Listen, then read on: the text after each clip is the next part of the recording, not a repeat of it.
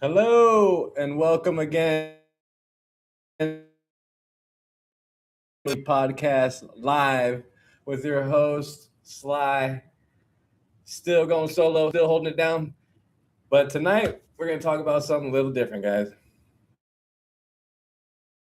I have some technical difficulties today, so hopefully not, but we'll get through it, I guess. But just bear with me and just listen to the words. Don't look at the face. You don't need to listen to the words. Okay. And I'm going to talk about something that nobody's really saying, or clearly enough.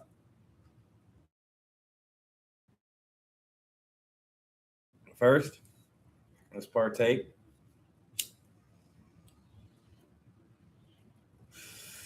Oh, yeah. All right. So this week, I was thinking, I heard the word a little while ago, but there is a theory, and this is not a conspiracy theory. It's an actual academic concept developed by Peter. Overproduction. Oh, yeah. And the title, by the way, Too Many Kings and Not Enough Thrones, guys. And when I tell you what it means, I need you to think about everything you are watching and all of the way the new news channels ever will. That was a tongue twister. Sorry about that. So here's the simple version. For decades, America has people to go to college, get a degree, go get the degree, work hard, and you will arrive. You will get your seat at the table. You will be in the room where it happens. Went to school, they got degrees, they took the debt, and they showed up at the door, and the door was closed because there are only so many seats at the top. And America produced way more.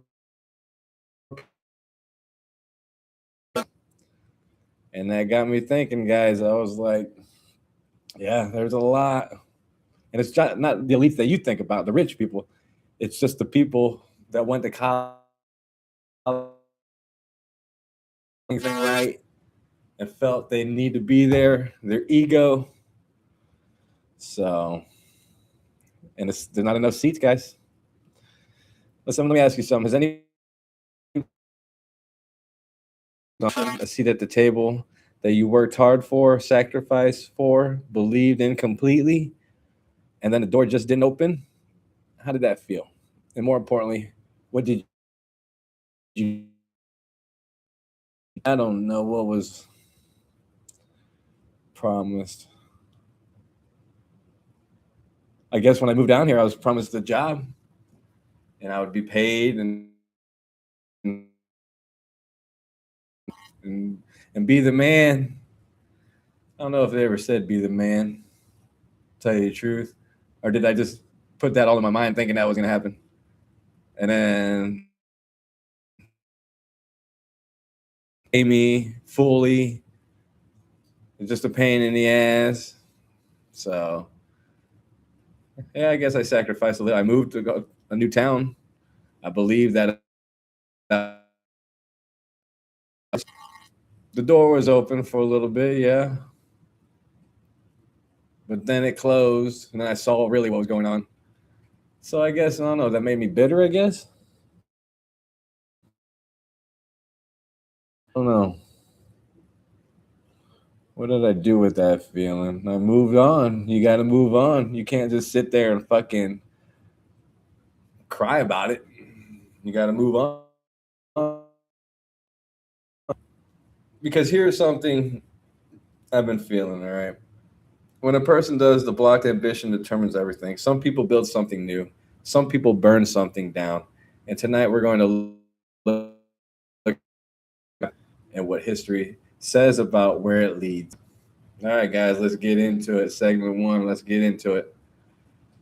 So, elite overproduction and why it explains everything that's happening right now.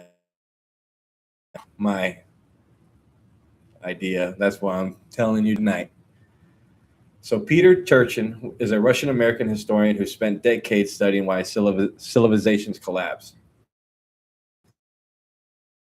version, the version where things look fine on the surface and then suddenly they don't. He analyzed the Roman Empire, Imperial China, medieval Europe, pre revolutionary France, and he found a pattern that remarkable consistency. The pattern is this: when a society produces more aspiring elites than it has elite positions to absorb, when it trains more lawyers than it needs lawyers, from BAs than it has executive suites, the people who don't get in don't just go home quietly. They get organized. They get angry. They have resentment. And who did get in? The cause is simple. The effect is always the same. Too many people trained to lead and not enough positions to lead. What comes out the other side is political. Right now, guys, political chaos. You know what I'm talking about. DSA. So let me ask you. Here's a stat should stop everybody. Right now, according to data analyst Nate Silver, and you can trust him if you want. Do your own searching. It is not poor people. 30,000 and 60,000 a year. Now think about that. 30,000 and 60,000, all college students. The people most angry at the system are not the people of the education ladder, got the master's degree, the PhD, the law degree, and ended up making barely enough to service their student loans. They did everything right, and they still couldn't get in. What is driving the DSA, the campus protests, and a political upheaval you are watching right now? We're in it, guys. Before we go any further, I want to ask you something personal. How much of your own life has been shaped by a credential you were told would open a door that didn't? How much debt are people carrying right now for a promise that was never kept?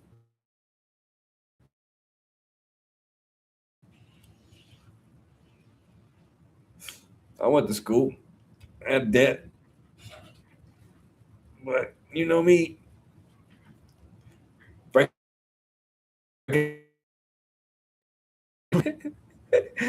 Yeah, I had debt. I don't know what's going on with it right now, but I guess I'll find out sooner or later.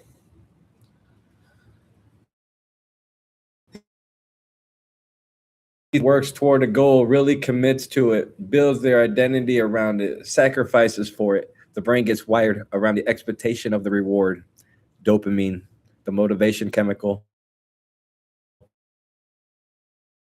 The pre celebrates the arrival, and when the arrival doesn't come, when the door stays closed, after all that sacrifice, the neurological crash is not just disappointment, it is a threat response as danger. And when and what comes out of the biological state is not wisdom or calm acceptance, it is rage looking for a target. And here's what every spirit Epictetus, Epictetus, I know I fucked that one up, but who was born as a slave and became one of the most quoted philosophers in history, said this: happen as you wish, but wish the things that which have happened to be as they are, and you will have a tranquil flow of life. Buddhism teaches that attachment to outcomes is the root of all attachment to it. The book of Proverbs says, pride goes before destruction, a haughty spirit before a fall.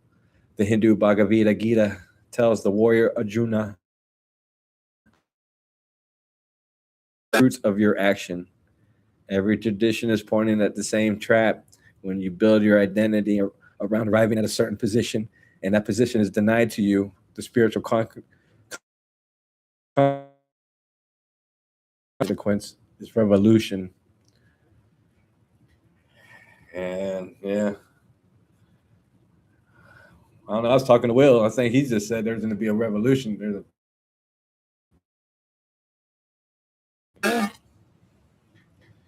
That's what it might come down to, but that's why I'm here trying to get you guys informed and let you know we don't definitely, but we don't need the DSA way and what they're thinking. Now, don't get me wrong, we'll get into it, but they're not all fucking elites.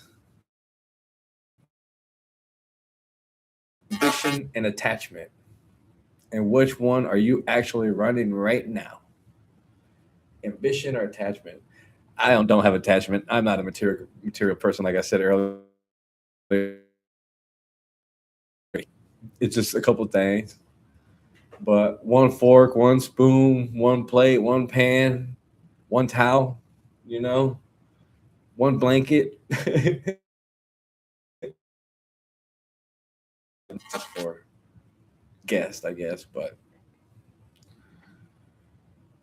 yeah, that's my ambition right now is to get this show going, get this community built.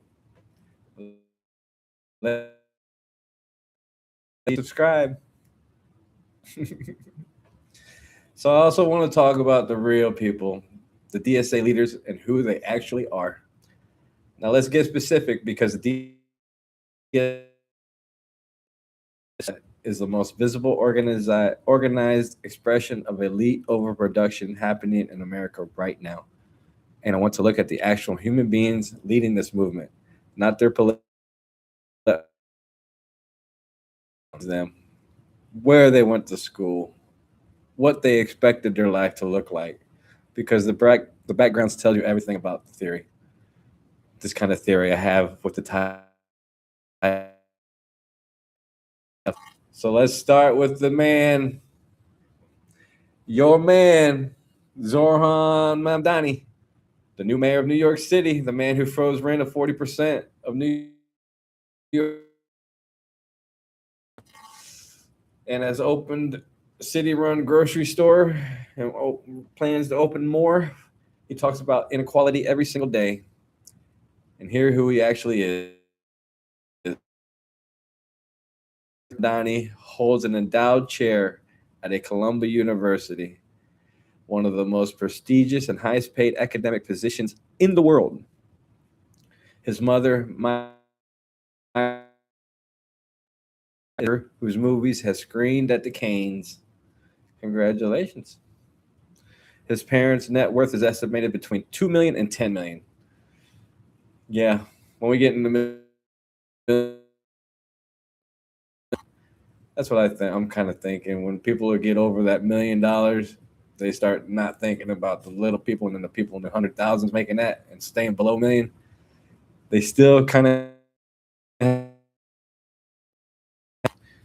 dumb, but who knows? His parents' net worth between 2 to 10. A political strategist said he grew up with with 3 silver spoons in his mouth. Privileged. He proudly calls himself a nepo baby. Oh, let's look that up. What is a nepo baby?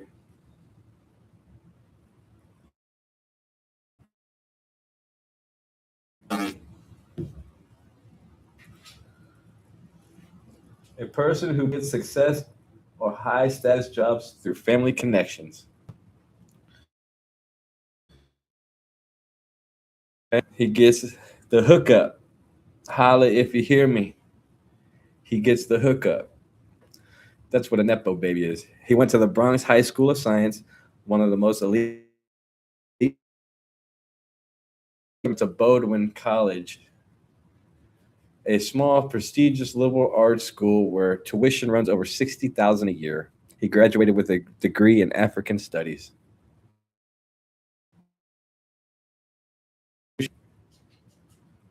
Not too shabby at all. So here's the honest question: is Zoran Mondani angry, or is he angry at the rich because he was born inside their world? Two totally different.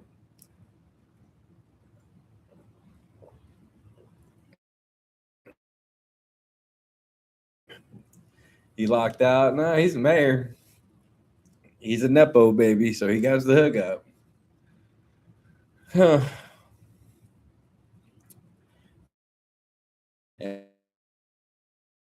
Enough to see it clearly, I guess, and something about what he saw bothered him. Does that change whether you trust what he's saying? You know, if he's going in there and he's rich and he's saying, "Oh, you guys are treating these people so poorly,"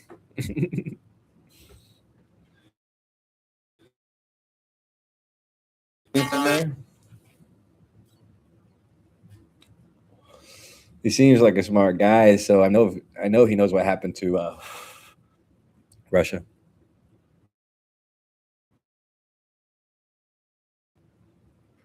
Cuba. So, do you trust what he's saying? Mm. Says he asked for the police to escort his wife on vacation. Get the fuck out of here. To Libya or somewhere she was going in the Middle East.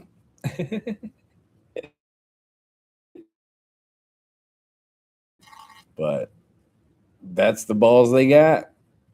They think they're rich and they can say what the fuck they want to say to people. They'll go and do what they want to do, want them to do. But really struggled financially actually represent the people who have? Or does growing up comfortable with people who had power and influence give you a different kind of knowledge? The knowledge of how the someone from the outside never gets.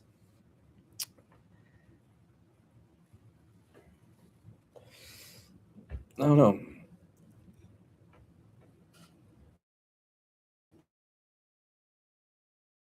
They feel empathy. Yeah, I know they feel empathy for the person, but they don't know what the struggle is. Growing,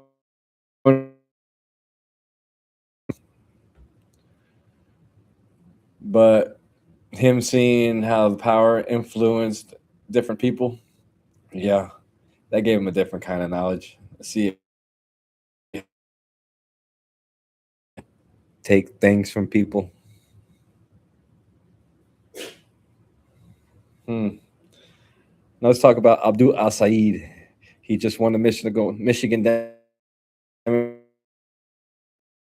Act. He wants Medicare for all and to abolish ICE.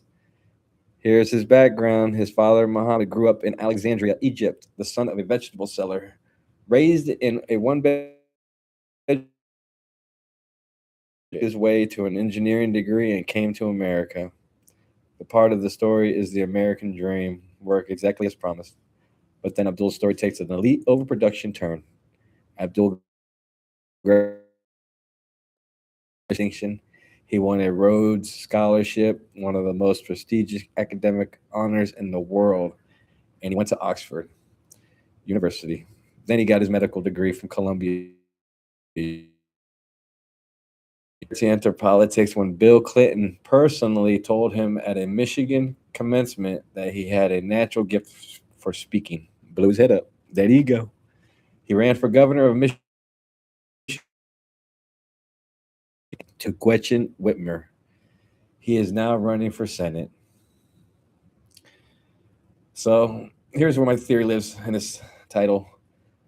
Abdul, a man Bill Clinton personally identified as having exceptional political talent. He ran for governor and lost. He has every credential imaginable. Every door should have opened. And instead, he's channeling that energy into a DSA backed Senate campaign that wants to abolish the very institutions his credentials were supposed to get him into. Is that a man fighting for and hasn't yet, and found a movement that gave his ambition a new direction? Yeah, there might be some. Clinton told me I was the man. What the fuck? Let me in. Now, AOC is a little different. I want to be honest, because intellectual honesty is what separates this show from every other show. AOC does not fit the elite overproduction theory, and that matters. She was born in the Bronx to Puerto Rico, and she had to bartend and waitress to help her family avoid losing their home. As of her most recent financial disclosure, she has assets worth as maximum of 66,000 and a student loan. She does not trade stocks. She is one of the most poorest members in Congress. AOC did not come from privilege and get blocked. She came from the bottom and fought her way up. And that is a fundamental different story. Experiences and failure from the bottom, not from being rejected at the top. And your show, we have to acknowledge that, the difference between that. In the political movement, honestly, you have to separate the people in it who are generally fighting from lived experience, AOC, from the people who are fighting from frustrated expectation. Say things, but they are coming from completely different places. A history shows that tend to make completely different decisions when they actually get power. Now let's talk about Rashida Tlaib. It is also generally different from the elite overproduction theory. She was the oldest of 14 children in a working class Palestinian immigrant family in southwest Detroit. Both of her parents worked as a person in her family to graduate high school. She paid her own way through Wayne State University and then law school. She experienced real poverty growing up. She is not blocked elite. She is someone who clawed their way up from actual the system that she experienced personally as hostile from childhood. So now we have four DSA figures, and they are completely different. Mamdani, born privileged, saw the system from inside. Every credential imaginable, still hasn't arrived where he expected to be. AOC came from nothing, still has almost nothing, fighting from lived experience. Tlaib, for line parents, first to graduate high school, fought her way to Congress. Same movement, completely different entry points. So, what does that tell you about the DSA actually is?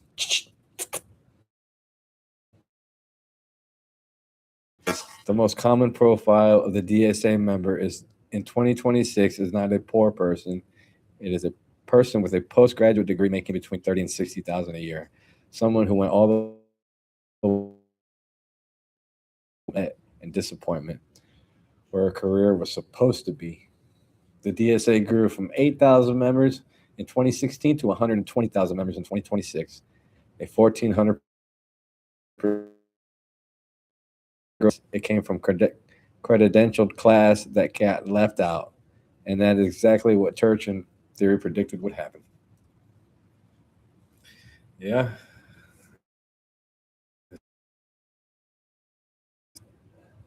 Is the DSA a working class movement, or is it a blocked elite movement that has learned to speak in a working class language? Yes, I believe that's true. I believe they learn this, help that, give this, take that.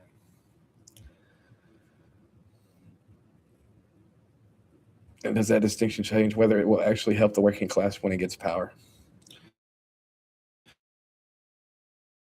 Isn't the power?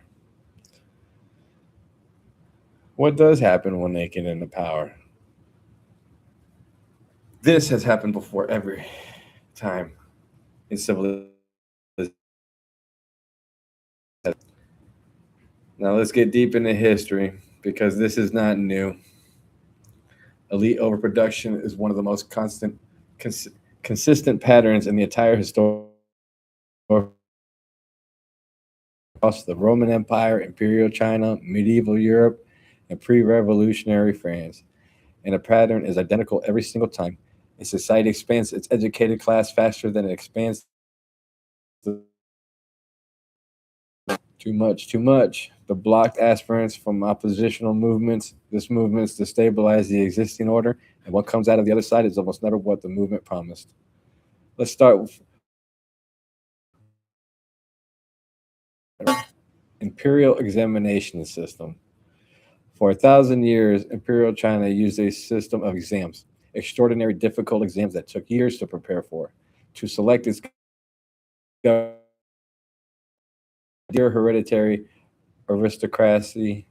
Any man who could master the classical text could earn a physician. It was the origin meritocracy, and for centuries it worked. But families trained their sons for these exams grew enormously. Millions of families sacrificed everything to prepare their sons, and the number of actually governed physicians never grew to match the number of qualified candidates. And available positions became enormous. One of those failed candidates was named Hong Xing, born in 1814 as the son of a moderate prosperous farmer, a family that sacrificed everything to let him study for the imperial exams. He took the exam. He failed. He studied harder, and he failed again.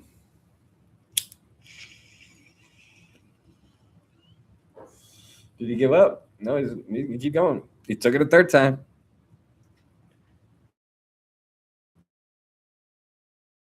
Having the breakdown, he began having visions in which he believed he was the Son of God and a younger brother of Jesus Christ. He failed the exam a fourth time, and then using those religious visions as his organized rebellion, the most deadly civil war in human history. Estimates range from 20 to 70 million dead, all because one man failed an exam that promised him a life he had worked his 20 to 7 million, 70 million dead. That is insane. I guess he was the leader of the heavenly. One man failed an exam, 70 million people died. Does that seem extreme, or does it actually make sense when you understand what the exam and what his failure took from them? What does the failure took from them? It took 70 million lives. That's what it took. Build your entire identity around a credential that the system then refuses to honor. Another example, let's go to Rome. The late Roman Republic in the second and first the families grew dramatically while the number of top positions, consul, praetor, senator, stayed exactly the same. The legitimate paths to power got more crowded every generation. Built private armies. They used political violence. They mobilized the masses of weapons in their intra-elite wars. Julius Caesar was not an outsider fighting one of the most well-connected aristocrats in Rome, but he was in competition with other equal powerful aristocrats for a fixed number of positions at the very top. And when with his army, and the Republic never recovered, the Roman Empire replaced it. And the people who thought they were overthrowing an unjust system end up living under an emperor instead. So the people who burned down Rome and the Republic were not poor. They were not outsiders. They were the most educated, most connected, ambitious people in the most powerful civilization on earth. In competition with each other for positions that could not accommodate all of them. Does that sound familiar at all in 2026? To me, it does. It makes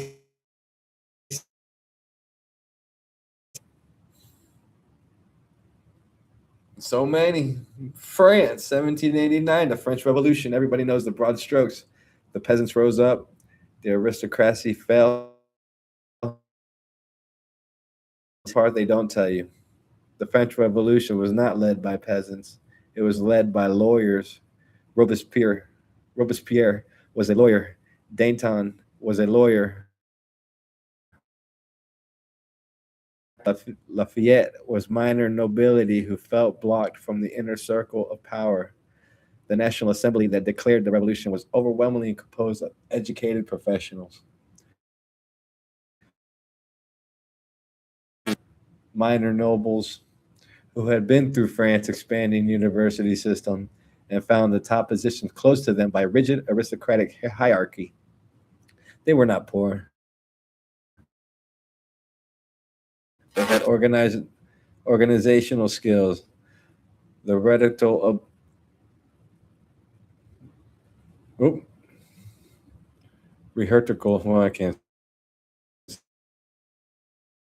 The genuine suffering of the French peasantry into a revolution that served their political ambitions. And what did they produce when they got the power? A reign of 17,000 official executions and 40,000 more deaths in prison without trial, including eventually each other. Robespierre, the man who led the terror, was himself built. The blocked elites got power, and what did with it was not liberation. It was a different kind of domination with different people at the top. Solid as liberation for the people. And in every case, that people who led it were educated, credentialed, frustrated aspirants who had been blocked from the power they believed they deserved.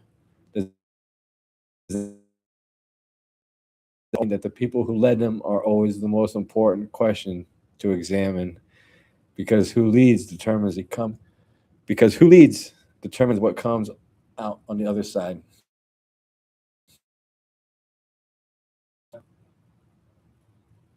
And we're gonna push this DSA people,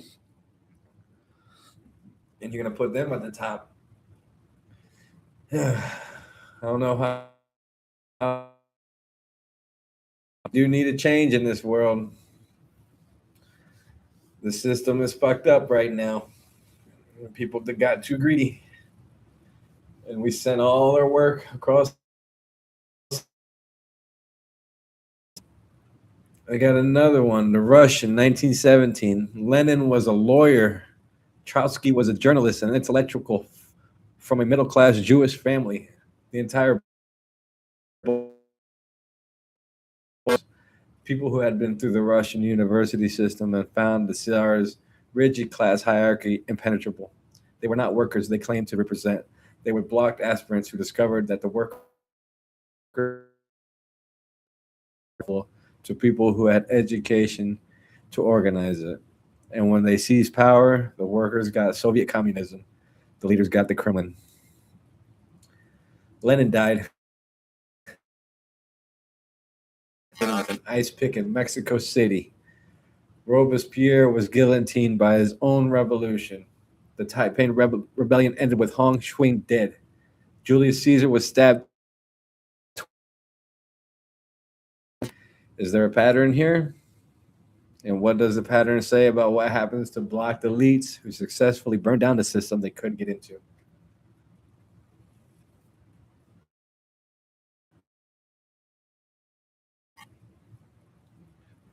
They burned it down. But I need to add something else to this conversation, guys, because we're talking about all the people who.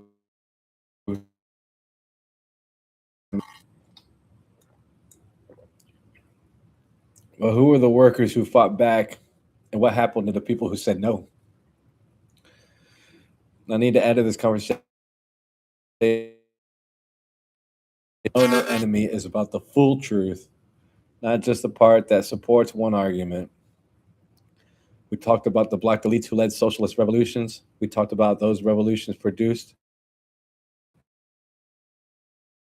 by the regular people, the farmers, the factory hands, the electricians, who looked at what socialism was doing to their lives and said no, who pushed back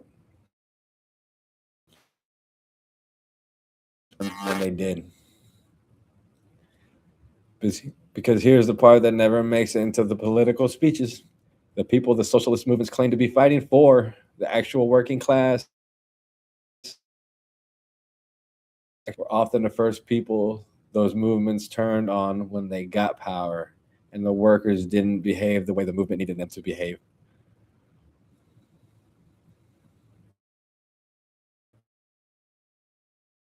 It says it exists to liberate the workers. It seizes power in the name of the workers, and then the workers themselves start pushing back, going on strike, demanding more, refusing to comply in a movement that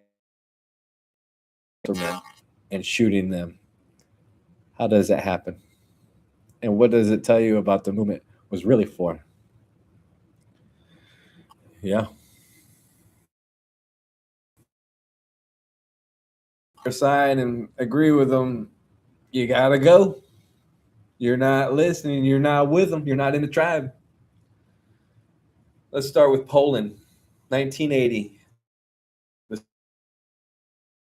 It's the end of World War II. For decades, ordinary Polish workers have been promised that communism was for them. The system existed to serve the laboring class. What they actually experienced was food shortage and a government that controlled every aspect of their lives while calling itself their liberator. In August 1980, 17,000 workers seized control of the Lenin shipyard. Cruise prices. Their leader was not a lawyer, not a professor, not a philosopher.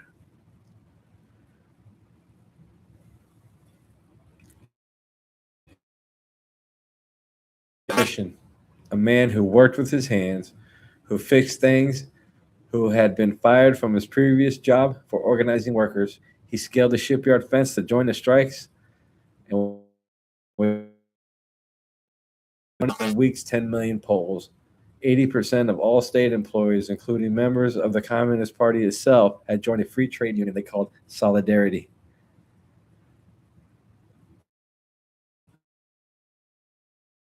The government had guns and tanks and the full backing of the Soviet Union. 10 million people looked at the system they claimed to exist for them and said, this is not what you promised us. This is not a small the entire history of the working class. And here's what happened to them. The government declared martial law on December 13, 1981. Warsaw was placed under house arrest. Solidarity Solidarity was outlawed entirely. The movement was forced underground for nearly a decade. Continued to organize in secret, printing underground newspapers, keeping the network alive in the dark. Going underground. And in 1989, they emerged and won free elections. The first opposition movement to win free elections in any Soviet bloc country since the 1940s. Also became across Eastern Europe. The Berlin Wall came down. The Soviet Union itself collapsed 2 years later. A shipyard electrician who fixed things for a living helped bring down one of the most powerful empires in human.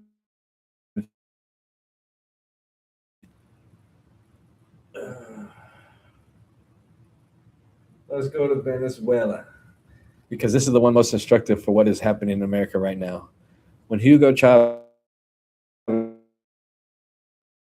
glass farmers of Venezuela, people who had worked the land for generations, quickly discovered that the revolution being promised in their name was not actually designed around their lives.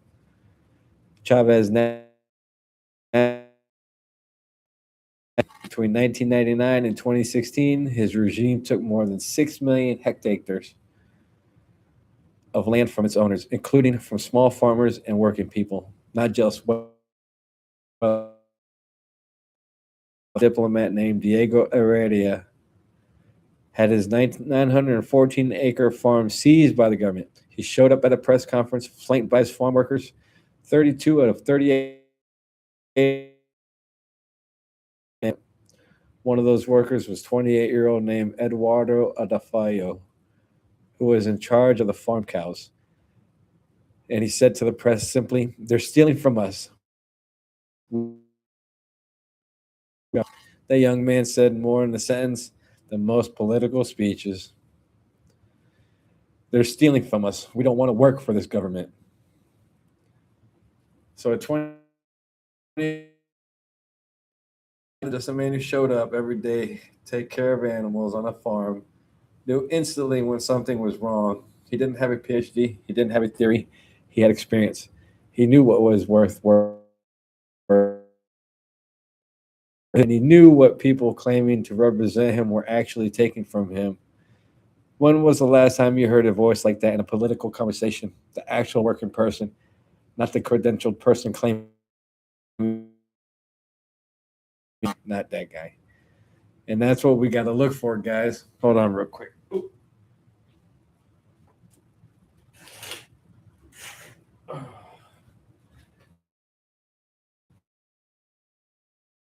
For the person that's been through it, that's been through the gutter, who's came out on top and still going strong. You got to find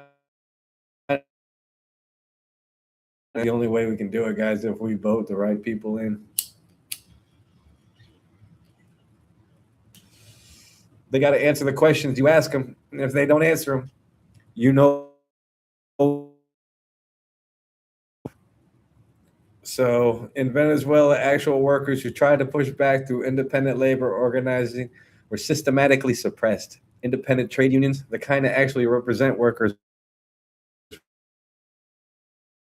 by government controlled unions that could not strike, could not bargain freely, and existed primarily to give apparent worker representation without the substance of it.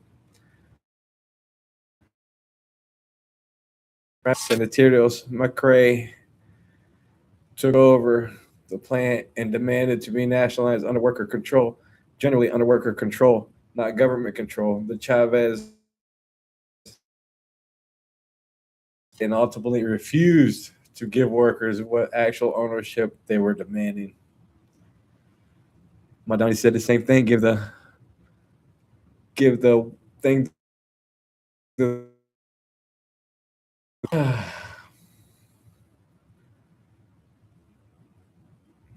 and they refused it. The government wanted to control the factory. It did not want the workers to control it. Government that has ever existed. And a socialist government that will not give workers control of their own workplace, let that land. The movement was not supposed to be for the sides of the power. They said no. That's not a coincidence. That is a pattern. And the pattern has a name in political science. It is called the Vanguard problem. Of a movement always end up deciding they know better than the actual workers and what the actual workers need. And the workers always end up with less than they were promised.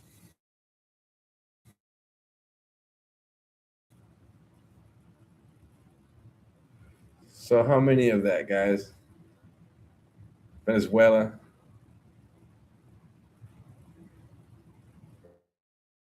What is going on with this damn fucking computer?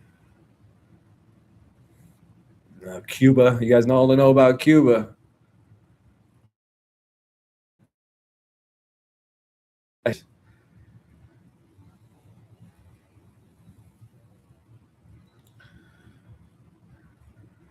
Yep.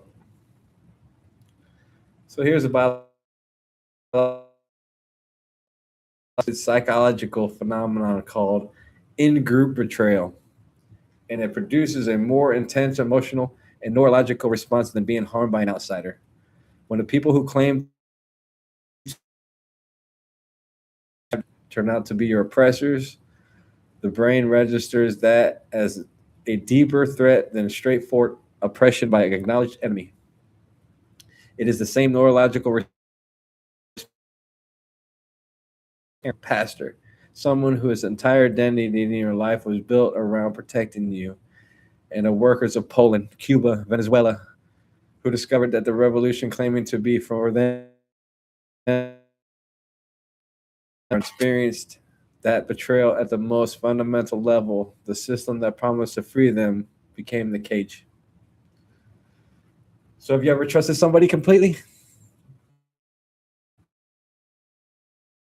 Thieves, then discovered that they were using your trust to serve themselves? Mm, how'd that make you feel?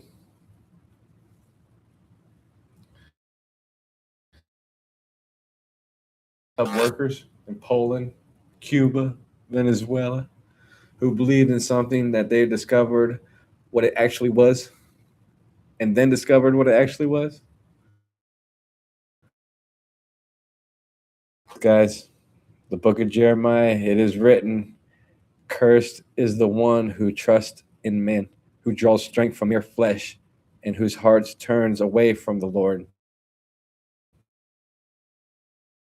A political statement. It is a warning about what happens when people place ultimate trust in the human system and human leaders to deliver what only something deeper can provide. The Buddhist teachings of two of your circumstances. The second arrow is the story you tell yourself about who is responsible and who will fix it.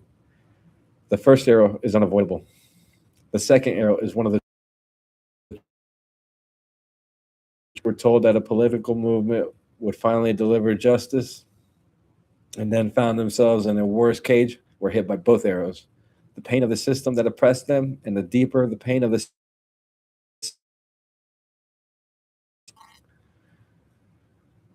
The Lakota teaching says all are related, all are one, not all are equal in power, not all have the same resources, but a system, left or right, socialist or capitalist, that builds its power by extracting the dignity of the people that claims to serve is violating something fundamental, not just political. For human beings to live together on this earth.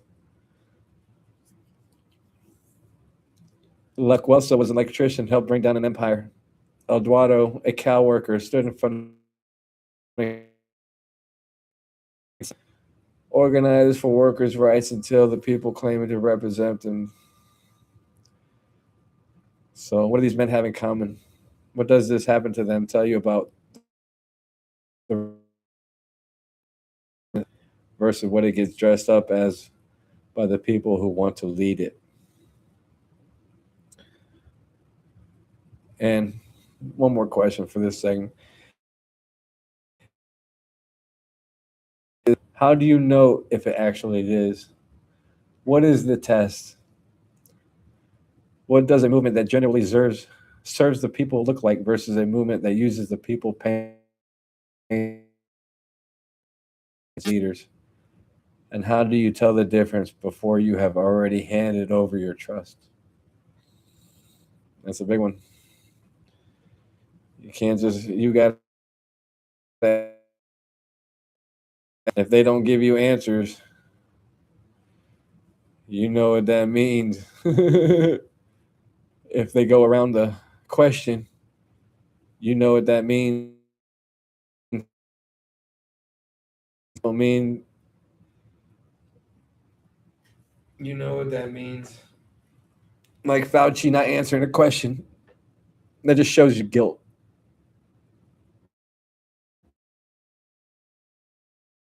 Until proven innocent. We live in America.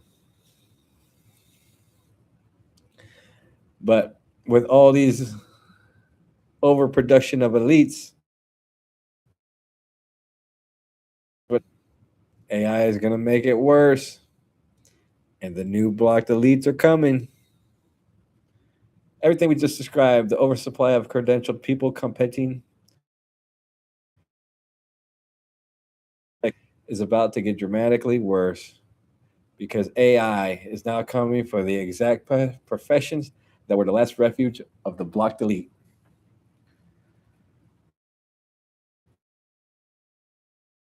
Entry level legal researchers, the work the first lawyers used to do, AI is replacing journalists, editorial departments, middle managers,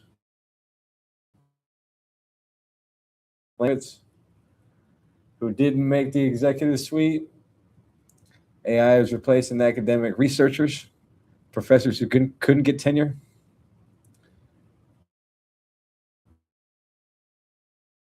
Fiverr CEO sent an internal email to his own company saying, and I'm quoting this, I'm not talking about your job at Fiverr. I'm talking about your ability to stay in your profession, your profession gone. Yeah, what's going to happen in the industry? If you took the people who are already frustrated, already credentialed, elite movements, and then remove the last remaining positions they could fall back on, what do you think comes next? History has given us this answer over and over, and it's not comfortable at all.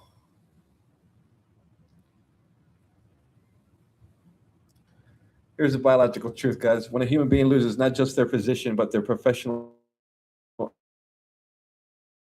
years and tons of thousands of dollars obtaining becomes worthless. The brain enters what psychologists call an identity crisis at the neurological level, the prefrontal cortex, the the amygdala, the threat and fear center takes over, and a person in the state is not making careful long-term, nuanced political decisions. They're looking for whoever is responsible for their pain and promise to make it stop. The Buddha taught that all sufferings arise from craving, specifically from the craving for their things to be the only one things within your control are your own thoughts and your own responses, not your career, not your status, not your position. The Native American tradition of the Lakota people ranked and status within the community. That true leadership is earned through service, not through credentials.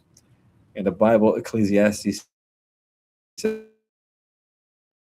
the Son, and behold, all is vanity and vexation of spirit. All the striving, all the credentialing, all the competition for position, vanity, pessimism. This is the most honest thing that has ever been said about elite overproduction. All of its vanity, of it's not rooted in something that actually serves the people.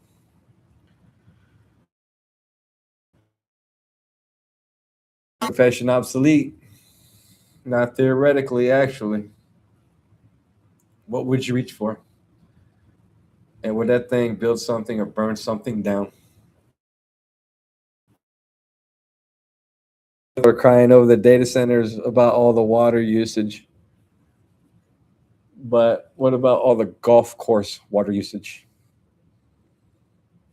And how many golf courses?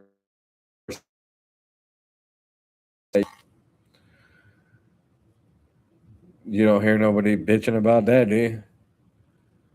You don't hear nobody saying they're using too much water at the golf course. And there's why. Because it's hitting something in their soul. They're feeling something that might be taken from them. They're scared. They don't give a fuck about the water. Bitch. So don't burn it down, guys. We need to build something. One, this topic is not just about politicians and historical revolutions. This is a this is about something that lies inside that lives in every single person listening. I did not have a family with connections or name that opened doors. I rode my bike 2 miles across jurisdiction lines that every morning to school that I was not supposed to go to. Not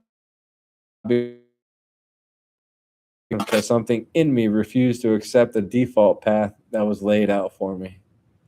And I did not arrive at some predefined destination. I'm still figuring it out.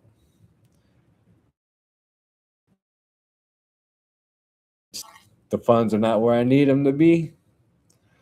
And some days it feels like the door is not opening, but that's okay. I will still be going on. and still trying to find my way and experience this life, the good and the bad, and whatever comes. And hopefully I make right. We'll see, guys. We will see. But here's the difference between what I'm doing and what the elite overproduction theory describes. I never believed that a credential would deliver me a position down arriving a specific seat at a table. So when the table is crowded and the seats are taken, I'm not looking for someone to blame. I'm looking for a different table. And that's a question I want to leave with you guys. What is the difference between a person who got their education, expected to arrive, got blocked, and is now organizing the resentment into a political, and a person who got their education, expected to arrive, got blocked, and decided to build something that did not require anyone's permission? This didn't require anyone's permission.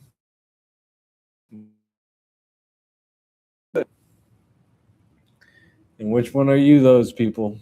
Which one is you? Not politically in your actual life right now. Are you building? Are you, because both of those things can take the same energy, the same intelligence, the same commitment, but they produce two completely different worlds.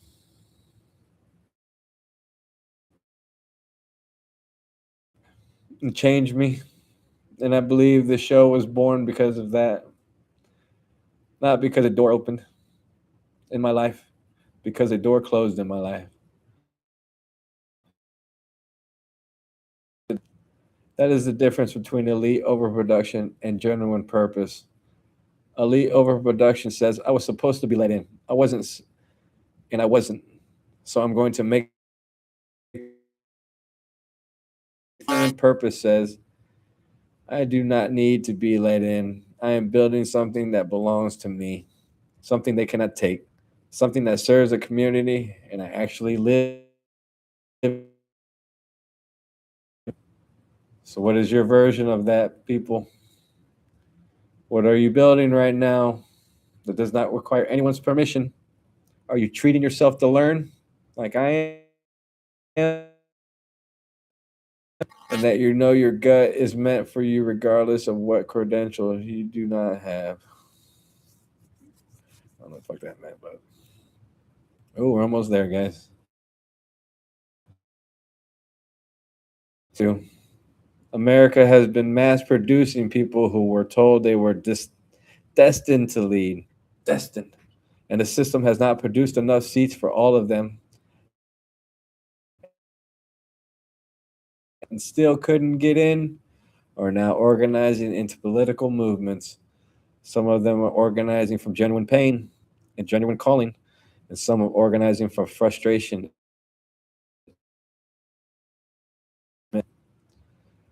The biological truth is this: a brain that was wired around expected reward and then had the reward denied is not in a state to make wise political decisions.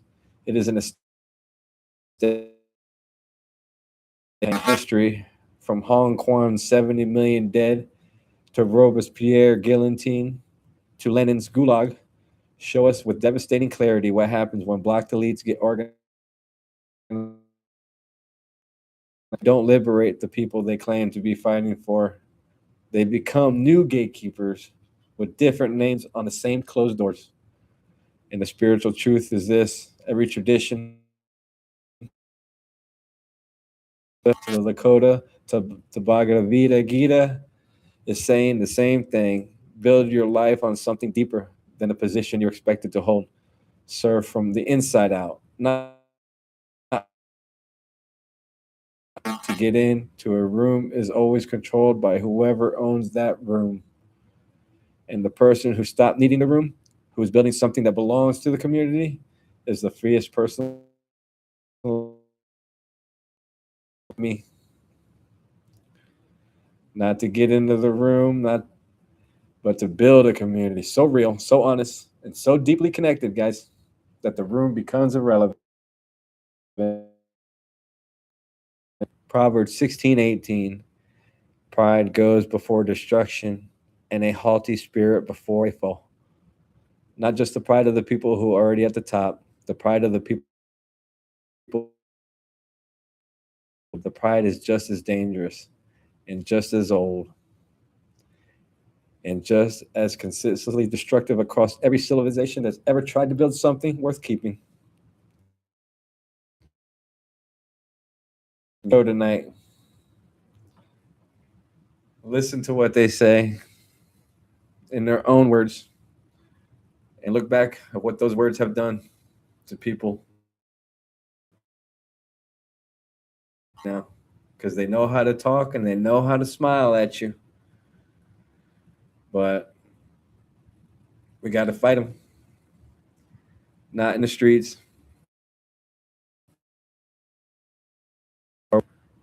Fight them with accountability.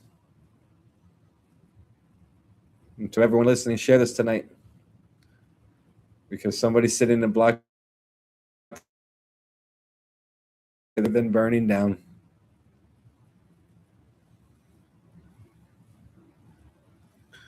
So, guys, we'll see you next week. Will, the community needs you. It needs to grow with both of us, guy. Everybody,